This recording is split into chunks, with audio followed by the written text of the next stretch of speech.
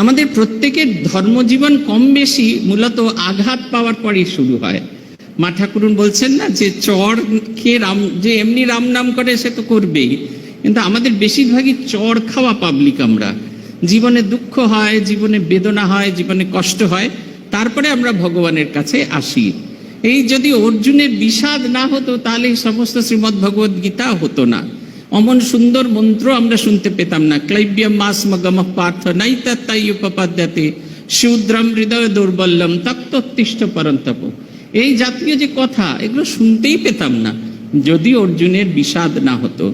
আমাদের জীবনে বিষাদ, আমাদের জীবনে দুঃখ, আমাদের জীবনের বেদনা আমাদের বারবার করে ভগবানের সমীপবর্তী করেছে, আর জীবনকে আমরা নতুন করে দেখেছি।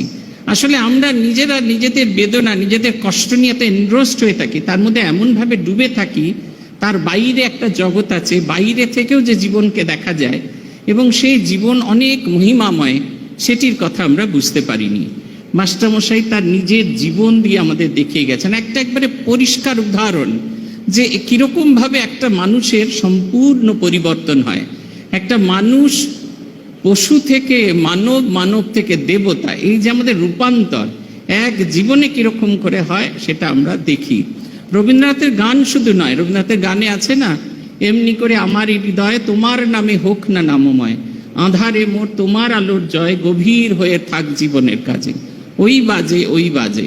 কিংবা ওই যে এই তোমারই পরশর আগে চিত্ত হলো রঞ্জিত, এই তোমারই মিলন সুধা রইল প্রাণে সঞ্চিত, তোমার মাঝে এমনি করে নবীন করে লাও হে মোরে, এই জন্মে ঘটালে মোর জন্ম জন্মান্তর। এই যে আমরা যে জীবনটা যাপন করেছি, যে জীবনটা পেয়েছি, পরশ পাথরের স্পর্শে কেমন করে লোহার তরবারি থেকে সোনার তরবারিতে রূপান্তর, তাঁর গল্প হচ্ছে মাস্টারমশাই। তার প্রকৃষ্ট উদাহরণ হচ্ছে মাস্টারমশাই।